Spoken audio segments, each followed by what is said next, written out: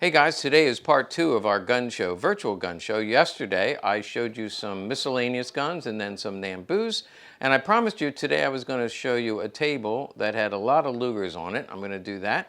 And then secondly, I have some single action army. There goes a fly. I have some single action armies to show you. So come on over to our virtual gun show part 2.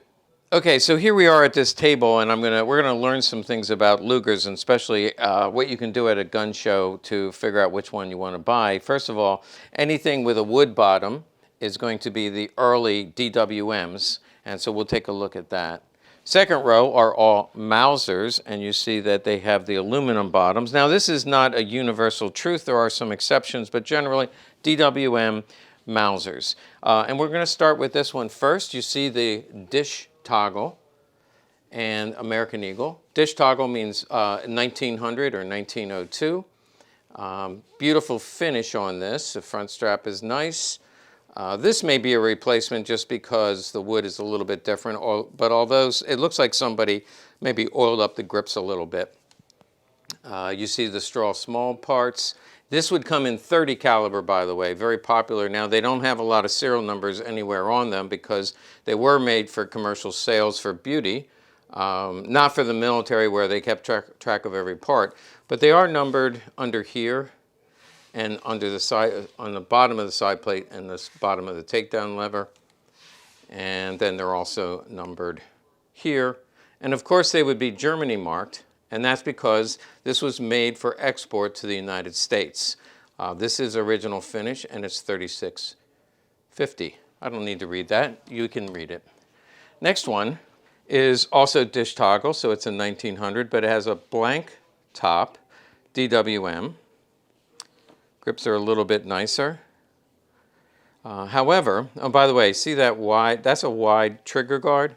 If you look at Lugers after that, after 1900, 1902. The next models had a smaller trigger guard. This is also in 30 caliber. However, this is a restoration.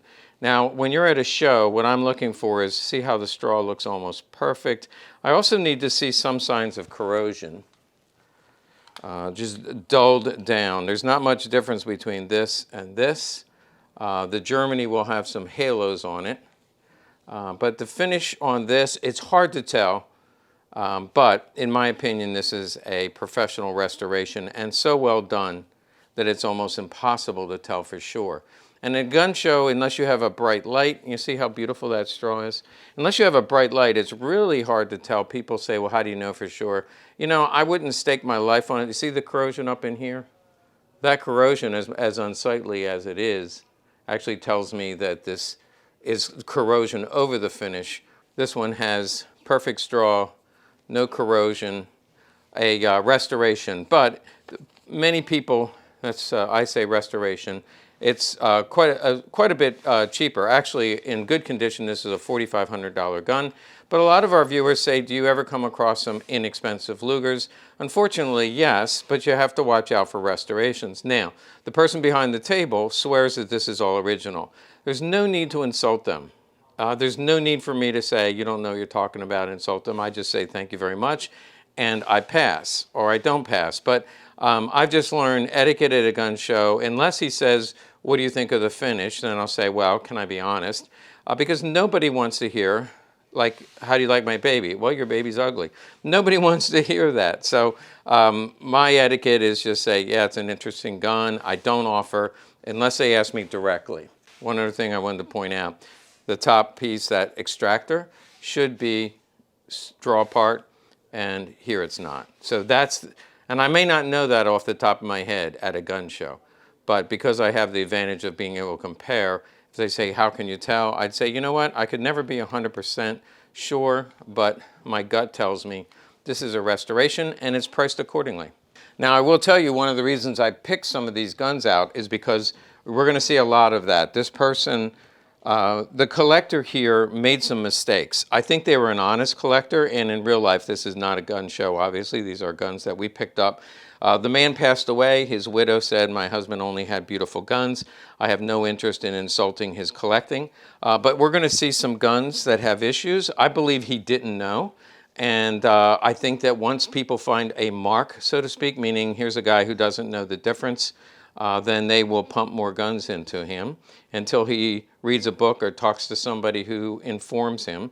But here's another gun that is beautiful and correct. This is a 1914 Erfurt. Now I said DWM, but in 1914, Erfurt did get a contract lead up to World War I. Erfurt made the artillery Luger.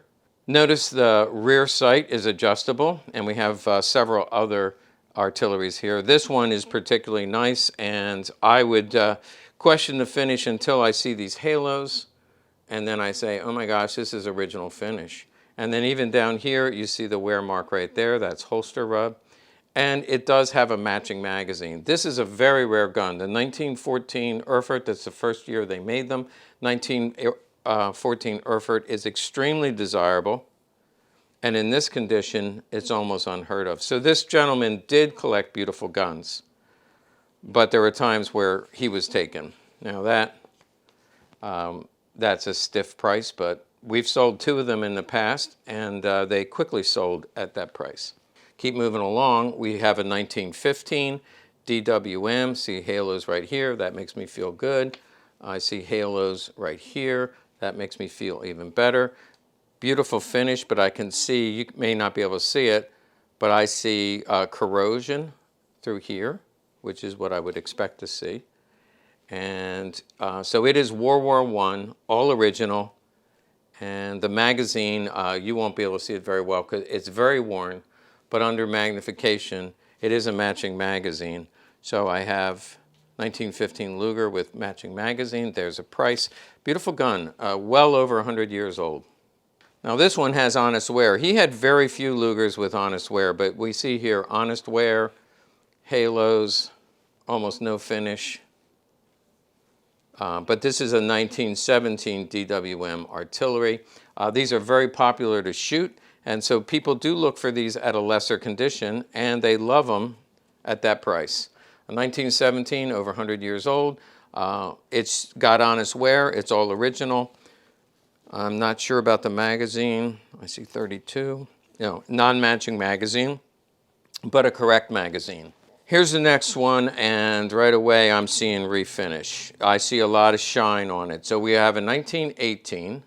Actually, this is partially redone. This piece right here, this toggle, is original. I can see the corrosion, but this is refinished. The barrel is refinished. Side plate is definitely refinished, and the straps are definitely refinished. So partial restoration, restrawed.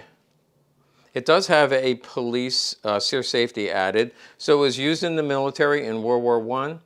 And then after the war, it was reworked for the police. They probably refinished it then, but this is a more recent, in my opinion, this is a more recent restoration. It's priced accordingly, 1918 restoration. And that is a very inexpensive Luger. For those of you who are looking around for a nice looking Luger, this certainly qualifies, but it is a restoration. And the last of the DWMs, last of the World War I era, this is extremely rare. This is a Navy, different than an artillery. Artillery, notice the rear sight is adjustable. This rear sight, however, is way back here. And so it just goes from 100 to 200 meters. Pop that back, forward. We've talked about navies before. This, however, is a restoration. He probably believed this was all original. You can see how shiny that is. The grips are beautiful. Back strap, notice the grip screws are fire blued. Restoration, just beautiful. It should be blank bottom. It is. This is a stunning looking gun. But it is a restoration. There is no serial number here. There's no Navy marking, so therefore this would be considered a commercial Navy. A little bit getting into the woods here, but those of you who collect Navies, you know commercial Navies are very rare. There's no signs of buffing. These are all sharp edges.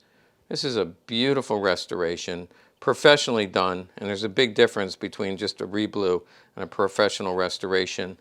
There's the price, but in original condition, it would be more than double that amount. All right, now let's get into some Mausers. We start off with a G date. The only one earlier than this would be a K date, and there's not one on this table. But this is a G date, and that's the factory code S42. Look at the corrosion on there. This one is all original, of course. Some people don't like that corrosion, and some people say, that's perfect, that's what I want. Then I don't have to worry about being fooled. It does have halos on that serial number, also corrosion under here. Grip straps are almost brown with patina and brown with patina. But let me show you something else that happened to this collector. Matching magazine, but that has been renumbered. First of all, the style is not even right. They didn't mark them one. Notice it's pinned. The pinned bottom, that happens in after 1940. So a G date is 1935. So it's the wrong magazine. It was numbered to match. The font is completely wrong. And he has, notice that font and take a picture in your brain, because we're going to see other magazines with the exact same font. And it tells me that he either sent these out to be numbered or somebody was selling him, but they are all made by the same guy, because that is a very unusual font, and it is wrong. Also, it should have the proof mark. This proof mark right here are the early G-date proof marks, and instead of a 1, it should have a proof mark here. There would be no 1. That type of numbering would be on a police gun, and it would be above. So all that is to say, I know that this is wrong. And if I was talking to the owner at the table, I would just say, yeah, I like the gun, but I would probably want him to come down in price because of the magazine. And if he said, yeah, but it has a matching magazine, I probably would say, yeah, if you notice the font's not right. I don't get in an argument. If he wants to argue, I say, that's fine, that's fine. Just gun show etiquette, just be polite. Don't tell him his baby's ugly. So G-date, it's an honest G-date without a matching magazine, and that's a fair price for this gun, or at least that's the current market.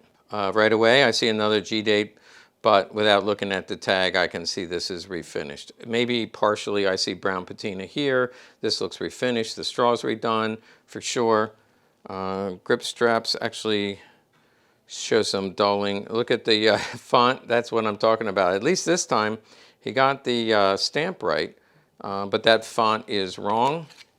It should match, the font should match this serial number, and it's a little bit larger. So again, it was renumbered. Here's an interesting repair, not a big deal to me, but the $1 million crack, if you've ever heard of that, I'm sure if I look at some of these guns, that chip has been repaired much better. There's a crack right here. So when this goes up and down, they call it the $1 million crack. That cracks and chips off right there, and it happens a lot. This one has been repaired much better than this one, but he just took some kind of epoxy and put it in there. So this is at least a partial restoration on a G-date. It has a matching magazine, but it's not correct, and so therefore it's priced as it's partial restoration or full restoration refinish, and that gives you an idea of that G-date. And now we go to 1936. Remember, G-date was 1935. This is 1936. I like this gun right off the bat because I see halos right here. And on the bottom, actually, I like it less. This has not been restored. The barrel has been reblued. There are no halos. Notice how I changed direction there because I have to take a quick look, and there's things that I like and don't like. This has been refinished. This has been refinished. Now let's check out the magazine. It's a different font. Different font, much better, but wrong.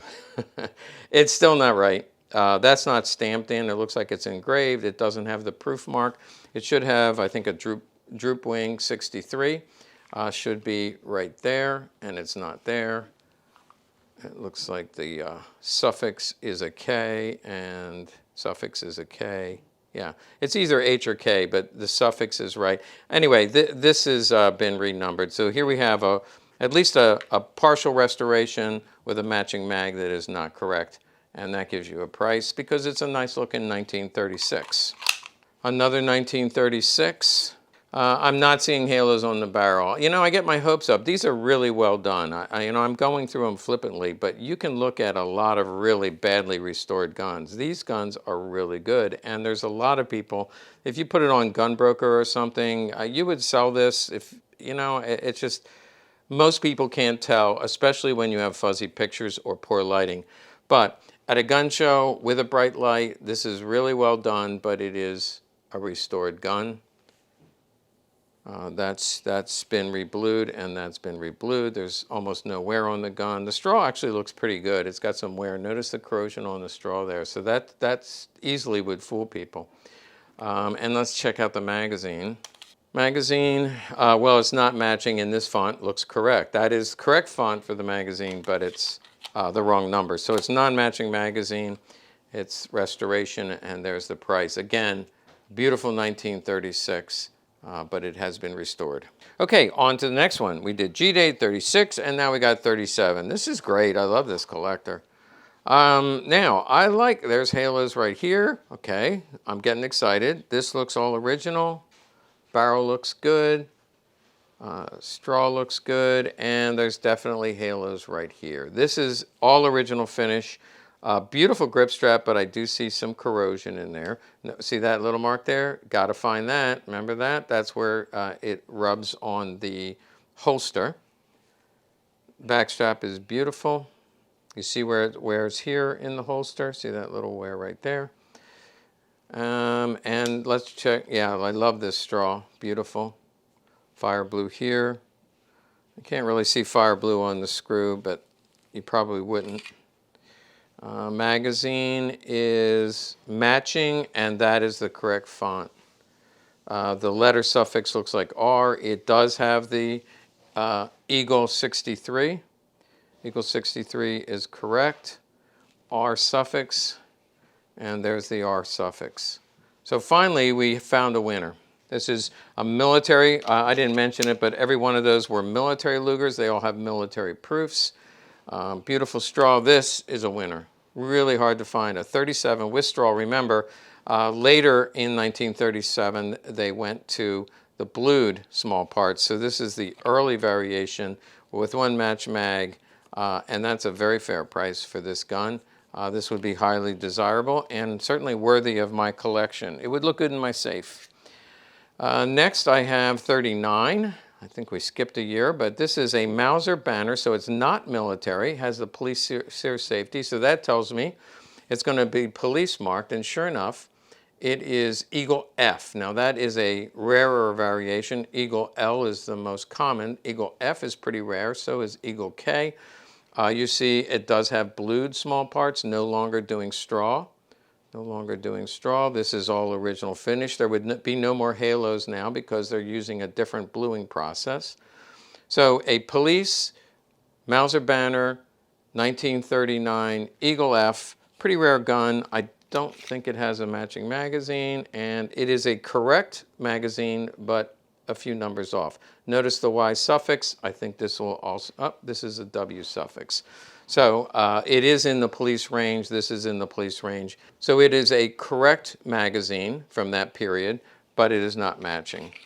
Everything on this is beautiful and correct. It's a pretty rare find, and the price reflects the fact that it's Eagle F. Eagle L would be a little cheaper because, let me see if I have that next. Yeah, this would be an Eagle L. It's a 1940 Mauser banner. Police sear, beautiful condition. It would be Eagle L because they only made Eagle L in 1940. You see the stamp, you can see the Eagle, but the L, it was struck on the wrong angle. The L doesn't show up. So it's a poor strike, doesn't make it fake, it makes it a poor strike. And that's what they did. Remember, they were making them for war. They were making them for the police. They were not making them for collectors, but that would be an Eagle L proof. And it's in about the same condition. The magazine is blank bottom. In fact, it looks like it was scrubbed. No big deal. It's not matching. It is a correct magazine, but it's been scrubbed, meaning the number has been worn off, polished off. Look at the straps. This is a beautiful gun, and yet a little bit cheaper because it's Eagle L, but it is a beautiful police 1940 Luger. Okay, I skipped one, so let me go back to it. 4042, so this is not a banner, that's the Mauser code. So this is going to be military, and sure enough, there's the Eagle 655 proofs. So this is military, has the correct proofs. It has blued small parts. The finish on this is hard to tell. It looks pretty good. It's a little bit shiny, but maybe passable. There's some corrosion here. This is actually hard to tell for sure, but I'm going to say it might have been freshened up. One of the ways I can tell is it's very hard to pull this down. The tolerances are very tight. So I think this gun has been refreshed. I'm not sure. See, this looks pretty good. I still marked it as refinished, but I'm not 100% sure. If I'm wrong, it's a bargain price. But I can't say for sure. I think it might be a refinished gun. Very well done, very professionally done. And oh, the magazine, that is the wrong font. It's a good looking magazine, but that is wrong. So, oh, there's the $1 million chip. Remember we talked about that. That's the chip that I've been talking about. We have two more. I'm going to save the best for last. This is a really rare gun, and I'll save that for last. This is a 1940. Just like the last, this is the last 1940 that I did in a 42 code. I'm not 100% sure about the finish. It looks pretty darn good. I err on the side of caution, especially when I'm selling to my public, because they trust that I don't ever make a mistake. But I'm not sure. There are parts that look like they might have been freshened up. Like these straps look like they might have been freshened up. This barrel looks original because you can see the corrosion on it. This looks fine. I'm just not 100% sure. It could be a partial restoration. Let's look at the magazine. 5353, but by now you know that's the wrong font. It's just too big. So that this magazine was messed with. So basically we're talking about a nice 1940 without a matching magazine, and I have partial restoration, and there's a price. But that could be a bargain because otherwise it's about a 98% gun, which in this market is going for $24,000-$25,000. All right, I saved this one for last. Most of you have never seen one. I have a couple in my collection. 1940 Mauser banner, no police marking here, commercial, Eagle N test proof. And notice in 1940, they were no longer using straw small parts. 1940, they're blued. But here's one with straw small parts, and that's because it's a commercial gun. There's no military proofs, there's no police proofs. Why in the world would they make a commercial gun? They weren't selling them in stores. Well, the answer is obvious, that if you were a party official or some muckety-muck in the government in the Third Reich, you could go in and order a Luger if you wanted one in 1940, and this is what they would sell you. So this is a commercial banner 1940, extremely rare, far less than police, and even farther less than the military. So, for example, police were probably 3,000 or 4,000 in 1940. The military were about 150,000, 140,000, and the number of commercial guns were probably about 200 or 300. The magazine is matching, and it looks pretty darn good to me. W suffix and W suffix. So, commercial, Mauser banner, drum roll, what the heck is it worth? And that's about right. For a very rare gun, they only made a few hundred, and it would have gone to somebody pretty high up in the Nazi Party who had the influence to say, stop production and make me a special gun.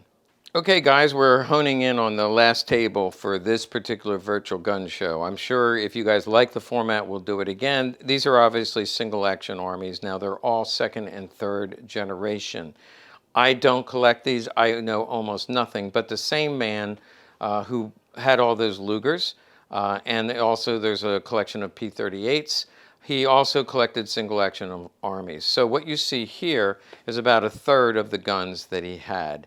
The rest of them are, well, there's some in the original boxes, and we have to individually price them. But this is a show special. These are all, there is a box here, but it's not numbered to the gun. There's no accessories. But these are all second and third generation. They are all show special 1850. So whatever, not date, but price. whatever, if you want one, just let us know. 1850, you pick it. The biggest difference is just the length of the barrel. They all are pretty much the same. And here's the data on the single action armies. I had to look it up because I had no idea. What's the difference between a second gen and a third gen? Well, here you go. You can take a look at that. If you want to screen print, go right ahead. I got it off of one of the collector forums. Again, I had no idea. So I had to get the serial numbers, and you really can't tell the difference. There are some subtle differences, but as a non-collector, I wouldn't know. Now, as we look at these, of course, the bottom, they have the serial number, and they all will have either SA before or SA after, like a prefix or a suffix. So if you look it up in the serial range, you can tell if it's second gen or third gen. Pretty much they all have case hardening, and the more case hardening you have, the better. And beyond that, the bluing is all, everything he collected, the bluing is all 99%. Little bit of a roll mark, and I try not to cock it and mess with it, but you can see that commonly they're blued on top.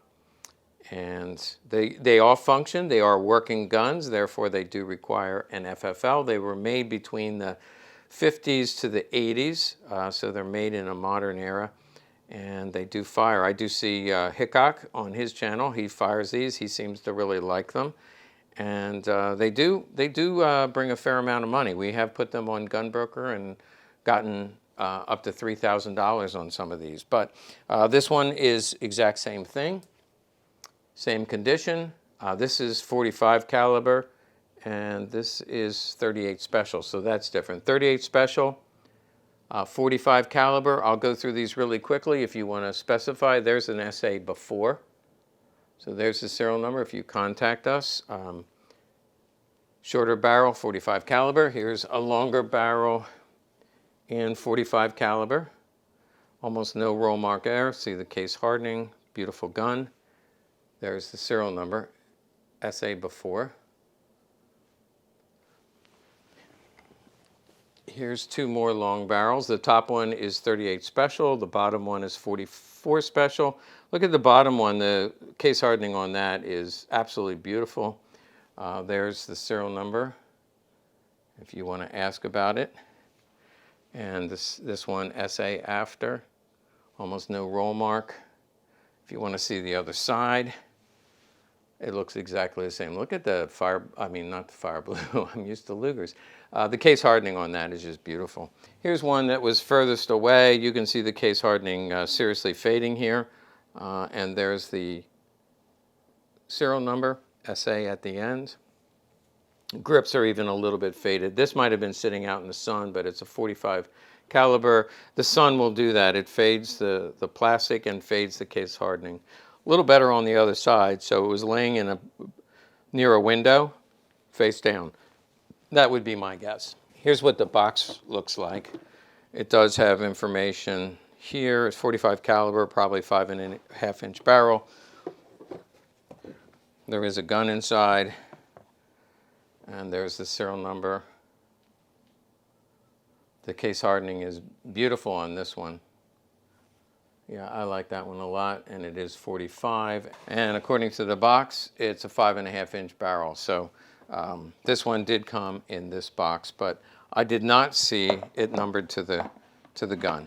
Now let's just go through this last row here. The only difference is this one has a wood grip. Now he did have some with ivory grips, but I need to research them a little bit more. There were some that were engraved. So if you collect these, stay tuned because we'll be bringing out more. This one has SA at the end, and it is a 44 special. It says Single Action Army Colt. 45 caliber Single Action Army Colt. There's the serial number on that one. And again, you choose 1850. When we put them on the site, the prices will probably be a little bit different. Here's the last two, pretty much identical guns. There's the serial numbers. Top one is 38 special. The bottom one is 45 caliber. You can see the case hardening is about the same. And we flip them over, and the condition is about the same. Again, all of these are in pristine working condition. Beautiful collector guns at a Very reasonable price if you collect these. Hey guys, I hope you like the virtual gun show format. I'm sure we'll do it again. I have a lot more guns to show you, but in the meantime, just get in touch if you have interest in some of the items shown in this video. Make sure you like and subscribe to our channel and stay tuned.